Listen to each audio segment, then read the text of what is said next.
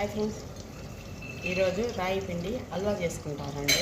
ఇది నట్స్ ఇలాగా first fry చేసి పక్కకు పెట్టుకోవాలి. తర్వాత 2 స్పూన్లు చెప్పేసాను. ఇప్పుడు రాయి పిండి ఇది మన ఇష్టమే, మనకి ఎంత కావాలంటే అంత వేసుకోవచ్చు. ఎందుకంటే దీంట్లో బెల్లం యాడ్ చేసుకుంటే బాగుంటుంది. మేము మా ఇంట్లో చిన్న అడిగినాము, స్కూల్ టైం అయిపోయిందని వెళ్ళిపోయినాడు.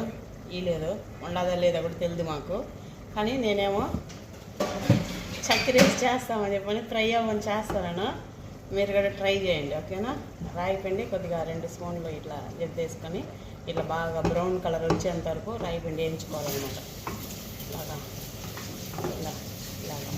బాగా ఫ్రై చేయాలన్నమాట. కొంచెం బాగా బ్రౌన్ కలర్ రావాలి, ఎందుకంటే అప్పుడే మనకి పచ్చి వాసన లేకుండా ఉంటుంది అన్నమాట. సరిపోదు కదా, వేస్తా మనిషికి ఒక పీస్ అన్న రావాలి కదా.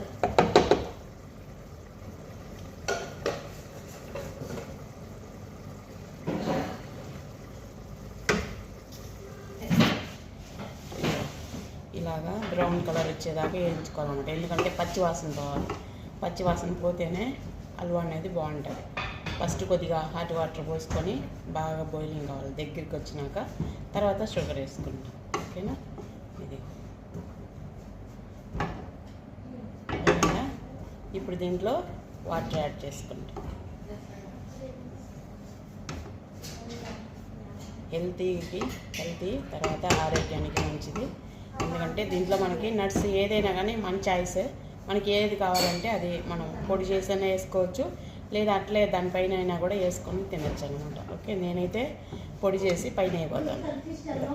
ఇప్పుడు వాటర్ పోస్తాను. మళ్ళా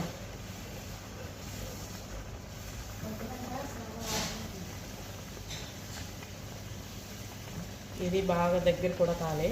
తర్వాత దీంట్లో షుగర్ యాడ్ చేసుకోవాలి, ఓకేనా.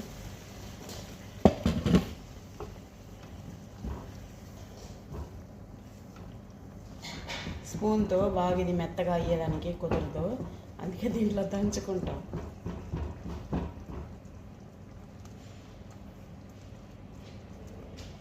బాగా రిస్క్, కాకపోతే మనం హెల్తీ ఫుడ్ కావాలంటే మన ఆరోగ్యానికి మంచిది. కాలు చేతులు కొంతమంది బాగా చచ్చిపుట్టిపోతాయి, ఇట్లా తిరుగుతాం కదా పైకి కిందకి.